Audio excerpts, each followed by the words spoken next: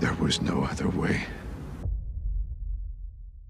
6 years ago, Marvel showed us something we never noticed, not because it was hidden, but because it was buried under the loudest scene in MCU history. In Avengers Endgame, right before the final battle, just as Iron Man, Thor, and Captain America prepared to take on Thanos, he stood there, calm, focused, and said a single line that didn't feel important at the time. It just felt like another Thanos thing. What I'm about to do to your stubborn, annoying little planet, I'm gonna enjoy it.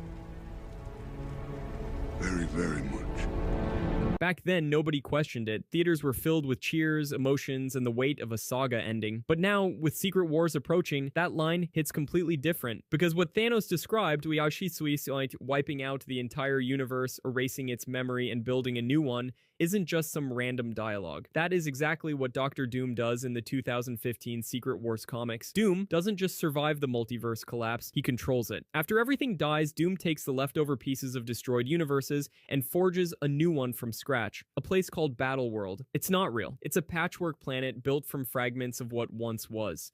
And in that world, no one remembers who they truly are. Heroes forget they were heroes. Villains live as nobles. People don't even remember a multiverse ever existed. And Doom rules over it all like a god. Now go back to Thanos' line. A grateful universe. A place where people forget, where past mistakes never happened, where no one questions who's in charge. That's not just a throwaway threat, and that's the entire concept of Secret Wars. And it's not something Thanos ever accomplished. He died before he could even try. But the idea didn't die with him, because someone else was there when he said it, someone who heard it, someone who understood it, and that person was Tony Stark. From the beginning, Tony's been trying to protect the world. Whether it was through suits, AI, or alliances, his mission has always been the same. Stop the threat before it happens. And every time he tried, it failed. Ultron, Sokovia, Civil War, even the time heist wasn't his idea. Every step brought him closer to understanding one brutal truth. Nothing lasts forever. Not peace, not heroes, not even reality itself. So when Thanos, the greatest threat he's ever faced, says something like rebuild the universe,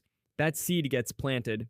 Not in a villainous way, not as a plan for domination, but as a final backup option, a last resort. Because if all of this falls apart again someday, what's left?